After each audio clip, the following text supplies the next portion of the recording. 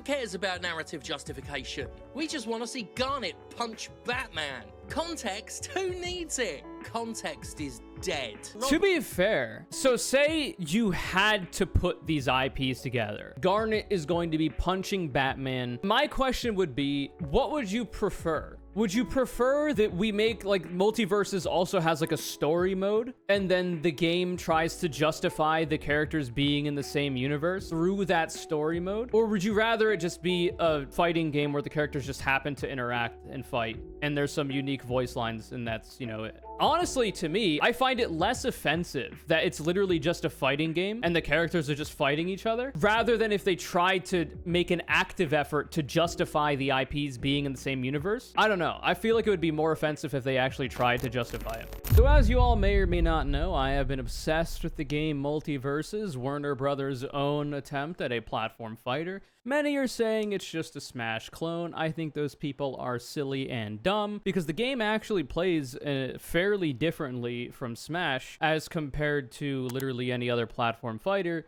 Obviously, Smash is the main one, so everybody's going to compare any other platform fighter to it. There's also brawlhalla, Rivals of Aether, you know, a bunch of others out there. Smash isn't the only game in town, however, it's the biggest one. And I've been having a lot of fun. I'm actually pretty cool about, you know, I'm enjoying it. I'm having a great time. And apparently, Jim Stephanie Sterling has put out a video about Multiversus. Multiversus is insidiously dystopian. Jimquisition. So I wanted to see what was up. Now, if it's talking about it being insidiously dystopian, then you would imagine it would probably be more about the business side of things rather than the mechanics and gameplay, which I fear I might not have a lot to talk about, the business side of things, because I might disagree. But the mechanics is more exciting to me to talk about. But we'll see what's up. We'll see what's going on. I'm curious. What if Rick and Morty fought the Batman, though? Let's go. What if Shaggy out of Scooby-Doo fought Wonder Woman, though? So I have to say, I don't know that I have any kind of special connection to literally any franchise under the WB Warner Brothers meme. The ones that I would care about the most would be like Looney Tunes era stuff from when I was a kid. I really want Daffy Duck to be in the game, and I think that it would be super cool if, just like King K. Rool, imagine this. King K. Rool's side B from Ultimate. Except instead of throwing a crown, Daffy Duck would literally just be throwing his beak. Does that not sound hilarious? Look at this. Like, it's literally canonical as well. His beak comes off and it doesn't kill him. It's like, it's possible for it to happen. And like, imagine he picks it up. I just think that would be funny. So like, if you block King K. Rool's side B where he throws his beak, it falls on the ground and you have to go pick it up. But the enemy could pick it up and throw it back at you. And if you get hit, you get hit. And like if you got hit by it getting thrown at you, then it would probably like disappear and your beak is going to be on a timer, a cooldown. But if you dodge it, imagine they throw it back at you, you dodge it, and then the dodge animation changes to where he grabs his beak as he's spinning in midair doing an air dodge or whatever, and then puts it back on and it refreshes the cooldown. What? Hire me, Player First Games. Come on. Also, Daffy Duck is very vulgar. More vulgar than Bugs Bunny, I'm pretty sure. I just think that would be very funny. That's all. What if Steven Universe... Also, put Speedy motherfucking Gonzalez in the game, you bitch you. They won't, because of stupid-ass cultural appropriation bullshit. My dad loved Speedy Gonzalez, the fastest mouse in all Mexico. And you're goddamn right he did, so did I. The thing is that it'd be a super tiny model, so you'd have to do something like Tom and Jerry, where Tom and Jerry are one character. But anyway. What if Arya Stark fought Tom and Jerry, though? True. These questions and a handful of others have been defiantly asked by Warner Brothers in its latest display of media mastery, Multiversus, a low-energy, high-branding Super Smash Bros. Ripoff that truly put... So I've actually not seen a lot of Stephanie Sterling's video game reviews, but they've been at it for a long time. So I have a good amount of faith that they approach these topics in a serious capacity.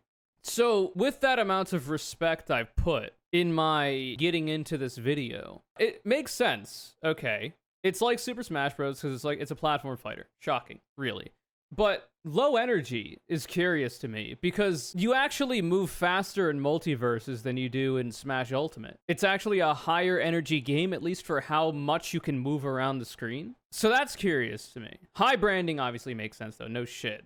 They're literally gaming a bunch of different IPs to try to draw interest. Though I would hope that in this video we have some kind of a distinction between Player First Games, the actual studio working on Multiversus, and Warner Brothers as the parent company, because I think Player First Games has actually done a fairly good job making the game, at least from what I could tell.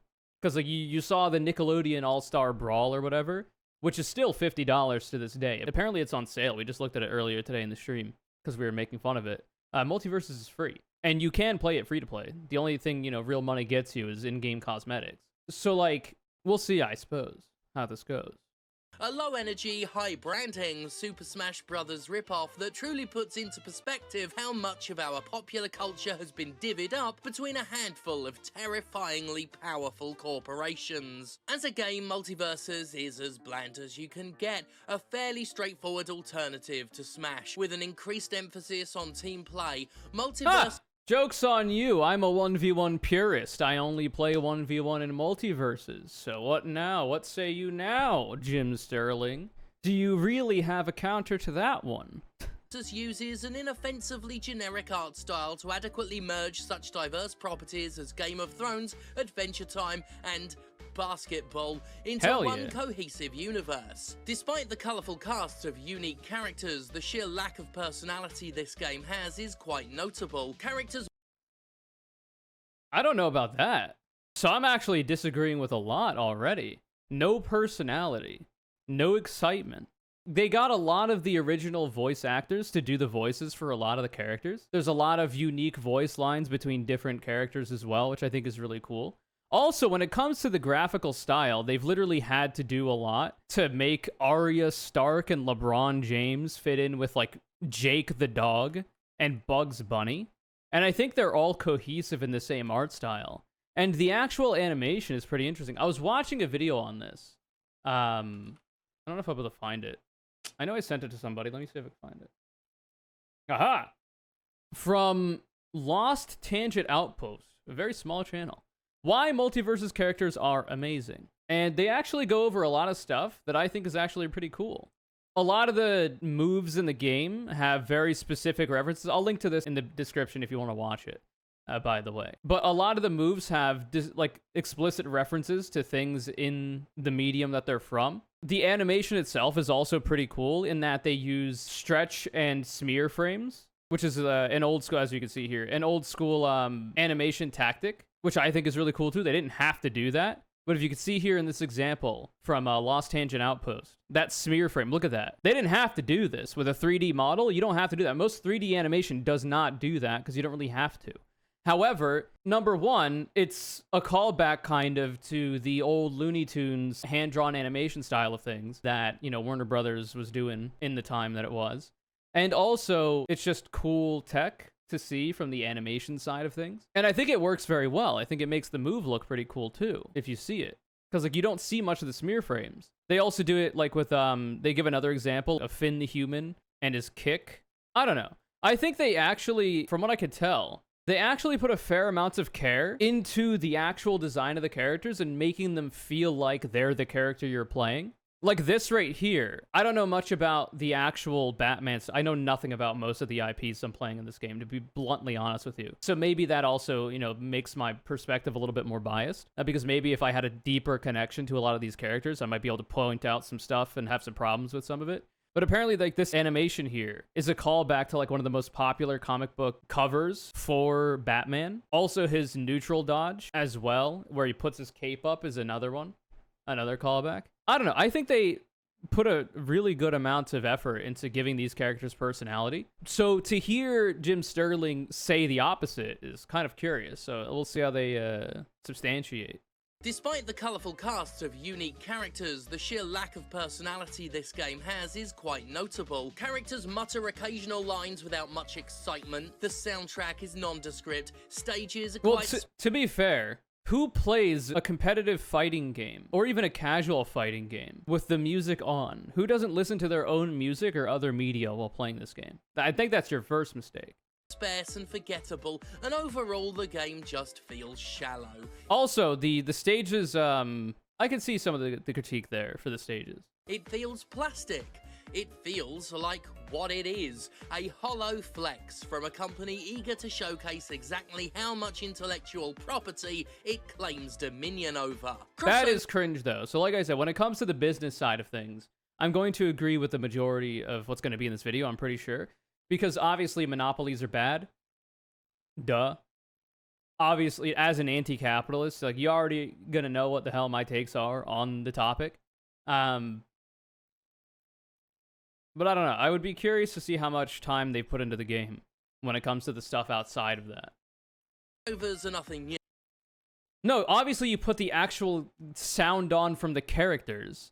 That's why there's a different slider for the music and for the other sound effects. You could turn the music off with no difference, because there's no musical sound cues in a dynamic fighting game.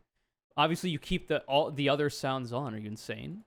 New, of course, they've been stoking excitement among fandoms ever since I was a kid, and that was a fucking eon ago, because I'm completely, rottingly ancient. Aliens vs Predator, Freddy vs Jason, the Babysitter's Club vs Jacob's Ladder, there was... Oh, I will also say, sorry I'm pausing a lot, but I just remembered this from when we watched the Donkey video on Multiversus.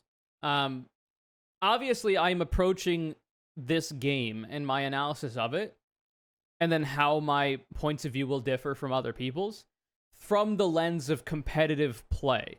I am not trying to play Multiversus casually. That's just not how I enjoy to play games in general, much less a fighting game like this. I don't know who plays games like this casually, but I don't.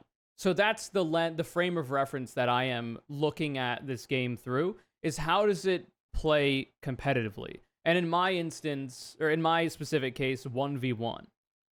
So obviously, if you're trying to play this game casually, well then maybe, yeah, some of these critiques could be available to you. You know, the game feeling pretty shallow or whatever, because you're looking for like a super cool casual gameplay experience. What I'm looking at is the mechanics, how the game feels to play. And I don't know how, and obviously that's obviously going to be relevant to casual players, but in a different way. Playing it competitively and playing it casually is completely different.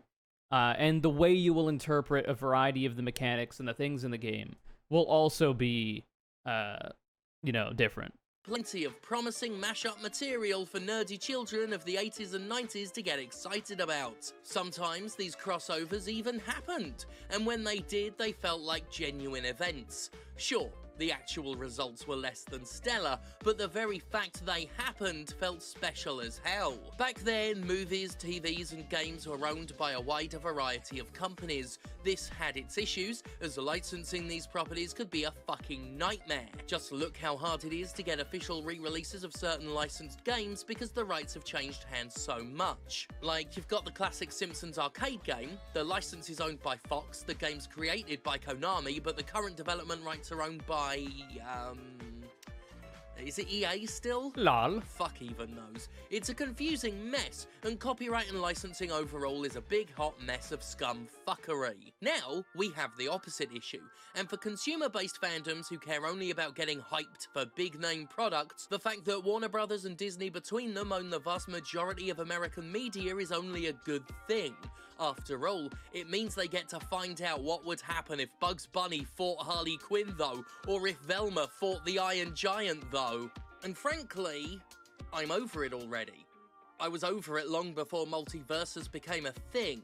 Clearly, given the fact that Multiversus is already attracting millions upon millions of players, I'm an unimpressed minority, but the fact remains, I am unimpressed. The idea of a crossover is that it's meant to be special, unique, an unexpected merging of two universes once thought an impossible interaction.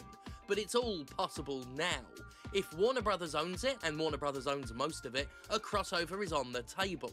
Movies, TV shows, games, comics, even real-life sports, it's all on the table, and Warner Brothers is sure as hell committed to making sure everything melds together in one massive orgiastic cross-pollination of media conglomeration. But the thing is, Multiversus is just the latest in a years-long effort by WB to continually show off how much it owns. We already had So, like I say, I'm going to agree with the majority of what we're talking about now. on the business end of things. Like, I don't know how much there is to disagree about. Monopoly's bad, etc., etc. Like, just look no further than the Marvel Cinematic Universe, and the fact that I have watched, like, no media from it, and don't give a shit at all, for, like, my takes on the issue. But, like I said, the difference is going to be how we look at the games, I guess. So that's just where the disagreements are going to come from. And I think the majority of that commentary from Jim Sterling was in the beginning. A massive crossover of intellectual property in the form of the Lego Movie, where Warner couldn't help but trot out cameo after cameo, reference after reference, IP after IP. A movie ostensibly about little plastic toys became one of many instances of corporate grandstanding as Batman, the Lord of the Rings, and more were wheeled out in vapid succession to yell, "Look at me, I'm a recognizable thing that you recognize. Do you recognize me?" J.K. Rowling's a fascist. At first it was novel, but it keeps happening. Space Jam: A New Legacy sold itself pretty much entirely on how much intellectual property it could cram into a single film. Oh yeah, I didn't watch that, by the way. I haven't even actually seen the original Space Jam either. For the best, as it couldn't sell itself on anything fucking else. Disney's doing the same. The Rescue Rangers movie, despite critical acclaim, was nonetheless a chance to throw as many characters as possible together in the name of cheap pops and easy headlines on geek blogs. Wreck-It Ralph did the same thing for video games. The Lego movie was fantastic, though. People say that the Lego movie was really good. I've heard this a lot. I've never seen it. Because I don't watch a lot of media. Especially not the fucking Lego movie. Or Space Jam 2. Games mashing together quick one-scene goofs with the like of Zangief and Bowser. Everything has gotten so meta, so self-referential, that none of it matters anymore. If everything is special, nothing is special. If everything is a crossover, then nothing is a crossover. It's all just a homogenized, congealed media soup at this point. There's no meaning behind any of it. I don't care what would happen if Superman fought Jake the dog, though, because it'll just happen now, without circumstance, without grandeur, without meaning.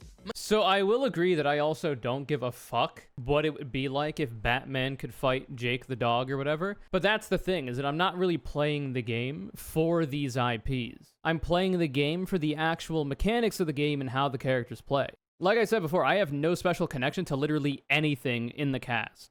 So, like, I've seen the first 2 seasons of Rick and Morty. I don't give a shit. I know LeBron James is an actual human being and not just a movie character from Space Jam 2, contrary to popular belief, but I don't watch basketball, nor have I seen Space Jam 2. I've never even seen the Iron Giant, but this is one of the classic characters in. I know and enjoyed Looney Tunes when I was younger, so Taz, Tom and Jerry, Bugs Bunny. These characters are interesting to me, but not so much that I'm, like, super drawn to the game. Oh, Scooby-Doo as well for Velma and Shaggy, but still, don't really care so much. I've never seen Game of Thrones. Like I said, Arya Stark playing her and maining her, currently anyway, in Multiversus 1v1 is the grand majority of all exposure I've ever had to Game of Thrones. Don't give a shit about Batman. I've never cared about superhero shit. I haven't seen much Adventure Time either, or Steven Universe. Also, looking at Steven Universe as a character, he annoys me. I'm sorry. It's just how it is. He just looks annoying. I don't know what you can do about that. Superman, don't give a fuck. Wonder Woman, don't give a fuck. Harley Quinn, I've never seen the majority of the media that Harley Quinn is in. Actually, I've never seen anything that Harley Quinn's in.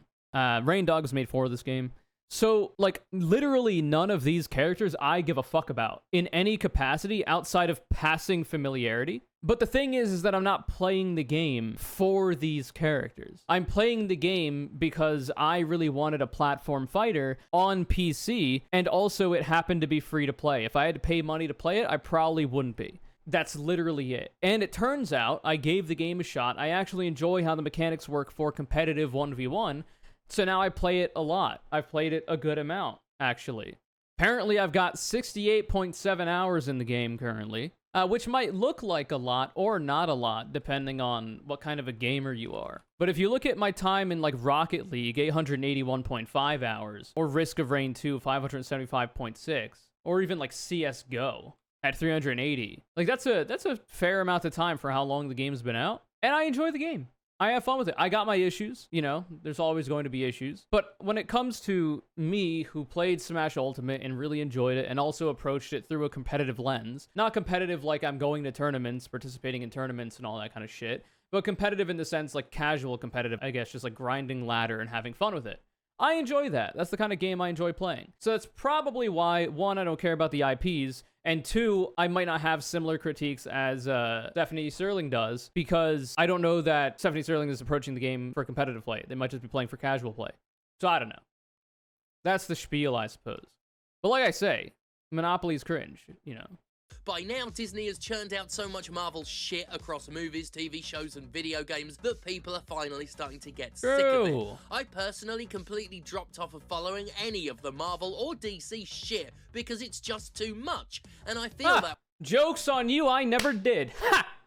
You think you're above it all, huh? I never watched any of it. Never read any comics. Never watched any of the early superhero shit. I've always been anti-superhero. Get at me. That way about so much of modern media now. Though that being said, obviously, if somebody has been a really big fan of superhero stuff from the beginning, and then you see what it's turned into with the Marvel Cinematic Universe and all that, I can understand why people would be, you know, pissed about that. Because rightfully so. A never-ending schedule of focus-tested disposable garbage based on what gets the most amount of hype rather than what actually tells a good story. True. And Jesus H. butt plugs. Phase 4 of the Marvel Cinematic Universe comprises 50 hours and 21 minutes of content. It runs longer than the first 3 phases put together, and none of it means anything anymore. There's too much for it to mean anything. I can't keep track of all that. I can't care about all of that. But the content just won't stop being shat out at a factory line pace because it's... I will say, I have seen WandaVision, and I had no idea what was going on because I didn't know anything about the lore of the characters. So I had to ask the people I was watching with who did know more. And I found at least the beginning of the series to be pretty cool and interesting. But I do think that it did not have the strongest ending, or even like late to mid point, or mid to late point. But, you know. So maybe that's like more of a diamond in the rough in the grander scheme of things, as much as there could be one. It's not about whether it means something, it's simply about having more nebulous stuff to sell. People do say Moon Knight was good. I have heard that as well. And when they say that, they mean good in like the context of the broader Marvel Cinematic Universe of garbage. So that's cool. More than that, however, my biggest issue back to with Multiversus. a product like Multiversus is just how fucking dystopian it is. Make no mistake, it's actually a bad thing that one corporation holds so much power over so much of our entertainment media, no matter how many Smash clones it might lead to. That True. Most of our culture has its values and standards set by one profit-driven entity is a little fucking creepy, really. So, by the way, if you are, you know, sharing in these criticisms, there are other platform fighters out there that aren't made by multi-million-dollar international companies. Those like Rivals of Aether, which people have told me about. It's $30 though, so I'll literally never play it unless there's like a free weekend. But it's like a cool little pixel graphics platform fighter, which is neat. They've also got, they've got some crossovers with other games though. But apparently people like it a lot. There's also Brawlhalla, which I have put some time into a long ass time ago. Does it say when the last time I played it was? Last played 2018? Really? I feel like it was longer ago than that. I might have just booted it up and been like, nope, never mind. Not interested. It's a fine game. There might be some other ones, but these are, I think, the main two that people talked about in the last Multiversus video I did. So there are other options out there, and they're not all Smash clones. In fact, I think the fact that you would call a game like Multiversus a Smash clone is a bit telling on, you know, the way that you're interpreting the game itself, because the game plays a lot differently. The game doesn't have the same mechanics. It has a fair amount of unique mechanics as compared to Smash Ultimate and the rest of the Smash franchise. Also, Smash Bros. And Nintendo don't own a monopoly on platform fighters. It just bugs me a little bit when people say it's a Smash clone because it kind of shows that they haven't really put much time into playing the game, which is fair. Like, you don't have to play the game, but to have that kind of critique, you kind of have to, I feel like. But anyway, like I said, if you're approaching it from a casual perspective, then maybe those differences in mechanics and whatnot don't matter too much. I don't know. It should be called a Smash-like, as in Souls-like, not a Smash clone. Yeah, maybe. That's probably a better descriptor for it. because the overall umbrella term is platform fighter, because it's platforming elements mixed with a fighting game. So the other option would be like a traditional fighter. So think Tekken or Mortal Kombat or Street Fighter or Guilty Gear Strive, which people are really excited about with Brisket and all that. Those games are traditional fighters, and then they're 2D side-scrollers, just like the platform fighters are. However, as far as I'm aware, you can't get knocked off the map at all. Like, there's edges to each map that you get backed into. And also the controls are different because it's the Konami code of inputs to do a single move, you know what I mean? Also, it's HP-based, meaning that you have a set total amount of HP, and when that goes to 0, you lose. Whereas in platform fighters, at least for most of, not all of them, it's percentage-based, meaning that the more percentage you get, the further away you fly. So if you get somebody to a high percent, hit them with a strong move, they fly out of bounds, they die. Or if you can get them to fly out of bounds before that point, they also die. But that requires a little bit more doing. So those are the differences.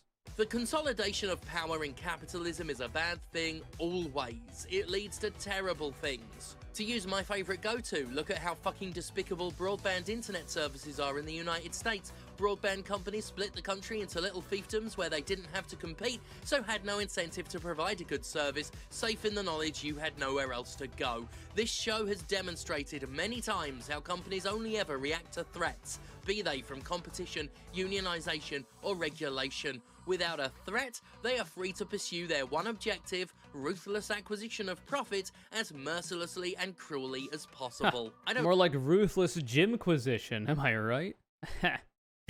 like it when corporations have too much power, and between them, Disney and Warner Brothers have entirely too much power. True. A game like Multiversus might be a little more than a wacky crossover in the eyes of most, but to me, it's a threat. A demonstration that WB has an alarming ownership of some of the most influential media in human history, and wields a massive amount of cultural influence itself as a result. And personally, I think it's simply sad that so much art is now in the hands of a few wealthy executives who have exactly zero respect for the integrity and significance of that art. While many will find it novel that Arya Stark and Finn the Human are in the same video game, I find it deeply fucking unsettling.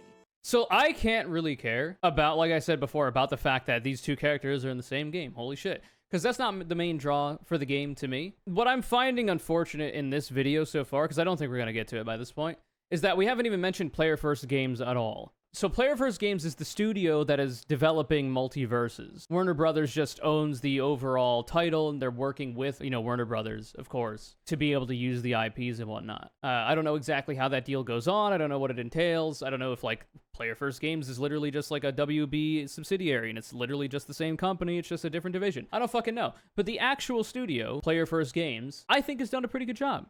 That's all I'll say. I think that it might be worth analyzing that aspect of the game, but that's not what this video is about. This video is about analyzing the capitalistic elements of the game, which I'm going to agree with. Like, you could take the mechanics of this game, you could strip this game of all of its special IP and put a unique IP on top of it, and I would still play it. Now, the difficulty with that statement is that if it wasn't WB-related IPs, would I have even known about the game to begin with? Maybe, maybe not. I don't actually know. It would definitely be less likely that I will have heard of it, but I am always looking for these kinds of games, so maybe I would have. Also, if that was the case, then maybe the player base wouldn't have been as big, and it's just not that much fun for me to play a game that isn't somewhat popular. So, we looked at it earlier. According to Steam charts, Nickelodeon All-Star Brawl, which was Nickelodeon's attempt, and I would say a more offensive attempt at doing the things that Jim Sterling is currently criticizing,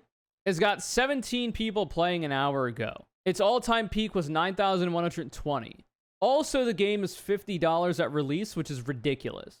So if you look at Multiversus, it's a significant difference. 16,553 playing 12 minutes ago, all-time peak 150,000. So it being free to play obviously is a big contributor to that, but also, unfortunately, the IP association of Warner Brothers and et cetera, is also a part of that, because that gives people the familiarity they need to give the game a shot, or not, or even hear about it.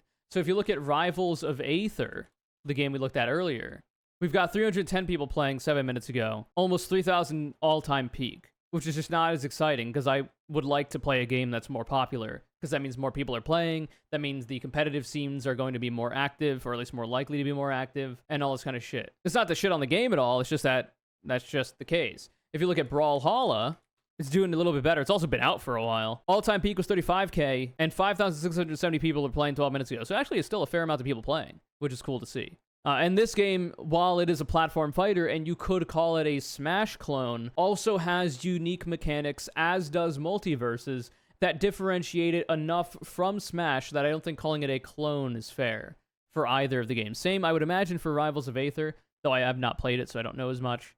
So yeah. Also, the fact that Multiversus is on PC, and because of Nintendo's own capitalistic bullshit, the fact that they don't like you ever exiting their ecosystem of Nintendo-related products, so you need to have a Switch to play Smash Ultimate. The fact that Multiversus is on PC is why I'm playing it. If Smash Ultimate was also on PC, I might still be playing it to this day, because it's more convenient for me to be able to just boot a game up on my PC rather than my Switch, which is over there on the dock, and I could do it, and I have a capture card for it and all that, but that level of commitment is just not there for me. Like, I don't care enough to do that, which is annoying. A TV show featuring bloody murder and sexual violence crossing over with a charmingly dorky children's cartoon is just Hey, that's my main you're talking about. Chill. When it's unsettling, I don't mean that from a moral standpoint. I mean it says something about how stripped of context and meaning our media has become that a company could just casually merge Game of Thrones with Adventure Time and not even have to think about the grisly fucking implications. Wait, what are the grisly implications, I would wonder? Because I think they actually work well in the game. Like, apparently Arya Stark has some unique voice lines with Jake the dog, because in the show she has like some relation to dogs. Like, she has a dog or whatever, like a wolf or some shit in the show. I don't fucking know, I've never seen it. But she like makes fun of Jake for not being as cool as her dog and stuff like that. And like the art style, I think, works well together. They turned Arya from a real human actor into a cartoon to fit this, and I think it worked well. There is no meaning. Not in a culture that gobbles up crossovers for crossovers' sake. Who cares about narrative justification? We just want to see Garnet punch Batman. Context? Who needs it? Context is dead. To be fair, so say you had to put these IPs together. Garnet is going to be punching Batman. My question would be, what would you prefer? Would you prefer that we make, like, Multiversus also has, like, a story mode, and then the game tries to justify the characters being in the same universe through that story mode? Or would you rather it just be a fighting game where the characters just happen to interact and fight, and there's some unique voice lines, and that's, you know, it? Honestly, to me, I find it less offensive that it's literally just a fighting game and the characters are just fighting each other, rather than if they tried to make an active effort to justify the IPs being in the same universe. I don't know. I feel like it would be more offensive if they actually tried to justify it more. But I don't disagree with the broader takes when it comes from the business side of things, like I said. This sounds like a very anti-fun take. Well, the take is not about the actual gameplay, though I disagree with Stephanie Sterling's takes before about the game being bland and boring and low energy or whatever. I completely disagree, given my experience with the game. But outside of that, the grander critique of this video I do agree with. The consolidation of all these different companies and the monopolization aspect of it, totally agree that that's cringe. But, like, we live in a society, and until we can break these companies up, until we go back to the good old antitrust part of the equation in our society and in our government, it's a game that I find to be fun. I think Player First Games is doing a pretty good job with it. That's really it.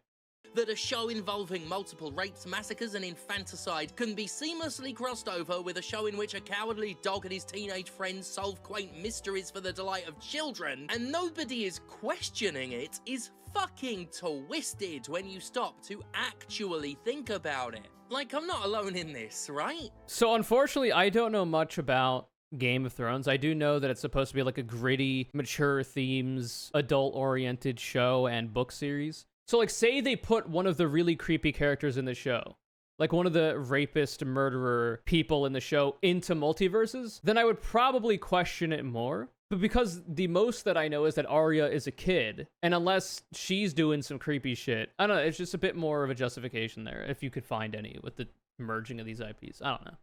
Arya's mostly a fan favorite. Yeah, I don't know what other Game of Thrones characters they'd put in the game, if I'm honest with you. So, like, I can only... Is this like a what about the kids kind of thing? Because I can guarantee you kids are watching Game of Thrones. I'm sorry, it's happening. You know, some parents aren't, you know, paying too much attention. It just kind of seems like a bit of a what about the kids thing, and I will agree with some of that, right? When it comes to, like, the media, the TV shows and movies that kids... and music that kids are listening to and consuming. But I don't know. I don't know what kid is going to be playing Multiversus, sees Arya, and then watches Game of Thrones because of that. Also, all of the kids who were watching Scooby-Doo back when it was the thing are adults now. Like, I don't think the game orients itself around kids. A lot of people had this criticism as well back when when it first came out, like, oh, it's a game for kids or whatever. But, like, Rick and Morty is an adult show, or, like, teen and up. You got LeBron James, who's just a person, but it's from Space Jam. Scooby-Doo and Bugs Bunny, the Looney Tunes shit, the Scooby-Doo shit, all of the people who are watching that in its prime are adults now. All of these superhero movies, there's different media within those realms that are supposed to be gritty, adult-only, like The Dark Knight. But there's also the animated series that it's more for kids, or whatever. Shows like Adventure Time and Steven Universe, as far as I'm aware, are more like all ages animation and not specifically tailored exclusively for kids like Blue's Clues, but have elements in the show for both kids and adults to enjoy, kind of like SpongeBob SquarePants, you know? Obviously Harley Quinn is also... So like, I don't see this game as tailoring itself for kids. Kids might be interested in playing it because of the art style and the characters that they see, but I don't think that that's the main thrust of the point of the game. So while I will agree that, you know, kids probably shouldn't be watching some of the stuff that's in Game of Thrones, when it comes to this game, I don't know how much of that is going to have much of an effect, really. Yeah, I want to meet the kid who fucking watches Game of Thrones because they played Multiversus and saw Arya Stark in it. I'm pretty sure they don't exist, but their mind should be studied by science if they do. Game of Thrones X Scooby-Doo is actually really, really fucked up, yeah? Like, I can't be the only one thinking about what Ramsay Bolton would do to Scooby-Doo if he ever got his fucking hands on him, right? I mean, you might be the only one thinking about that. I don't know if this is a self-report or anything, but you might be one of the only people wondering about that, because that has not crossed my mind a single time, and I played this game for almost 70 hours. But like I say, I've literally never seen Game of Thrones. The majority of the characters in the game, I have no connection to at all, except for Looney Tunes, because I remember watching it as a kid. And let me tell you, the Looney Tunes back then was not really for kids. There was a lot of shit going on in the old Looney Tunes, but kids were still watching the shit. All right? So I don't know. Seems like these are a bit of a stretch. Yeah, well, I know. Like I say, we will agree entirely on the anti-capitalist, anti-monopoly side of things when it comes to multiverses. But, like, I feel like this is, like, these issues that you would have with it. I don't know. Like, I'm not really thinking about this shit. But I am removed from the IP so much, so I don't fucking know. Joffrey? Shit's fucked up! Oh, but wait, no. Shaggy and Tyrion would have such a laugh together. Until Shaggy gets his fucking face burnt off at the Blackwater. I hope you... Class, I read that as we need more Hector instead of Hodor, and I thought you meant Hector from Breaking Bad. And now trying to think about how that would work in the game is a bit interesting. I am thankful for everyone who watched today's video. I am thankful for everyone who continues to support the Gymquisition at patreon.com/Gymquisition. Yeah. I am incredibly thankful, beyond grateful, that I had a tetanus shot. Hector Salamanca in a fighting game? Yeah, imagine, like, everybody's gangster until you hear ding ding from the shadows. You know you're on borrowed time at that point. Commander, out. Fucking hell. So, as expected, I agree almost entirely with the anti-capitalist, anti-monopoly side of things. As I said, I probably would before we watched this video. This is the first time I've watched it, by the way. And I disagreed a fair amount about a lot of other stuff. So I don't know what this segment is. I don't know if it'll ever come out. But if it has, and I hope you enjoyed it or something. I don't know. I don't know how many people in my community care. Well, actually, surprisingly, to my surprise anyway, and I think it's because I clickbaited the hell out of the video. When I put this video out, I did not expect it to do well at all. Me talking about multiverses in general and also using Donkey's multiverses video to talk about it some more and make the content a little bit more interesting. Shouts out Donkey. It might be because I clickbaited the hell out of it, but this video actually did fairly well compared to a lot of the other videos we've uploaded recently even as well. And a lot of people in the comments were talking about all manner of fighting game related stuff. So maybe there is a lot of people in the community that are interested in fighting games. So maybe you enjoyed this and learned a thing or two, because like I said before, Stephanie Sterling, absolutely correct about the anti-capitalist, anti-monopolistic shit. I can't stop saying that. I don't want you to get the wrong impression. But when it comes to the mechanics and gameplay side of things, that's where the disagreements are. That's it. This video is kind of called a sub to Lemony. Thanks so much for the support. You've actually been in a lot of these, whether you know it or not, and you haven't won until now, so excellent work. If you'd like to be the next CONURE CALLOUT, all you gotta do is follow me on Twitter, at CONURECC, retweet my video links when they go live, remember to subscribe to the channel, all notifications on, like if you'd like, leave a comment about how monopolies are bad, but Multiversus is fun, and have a good day.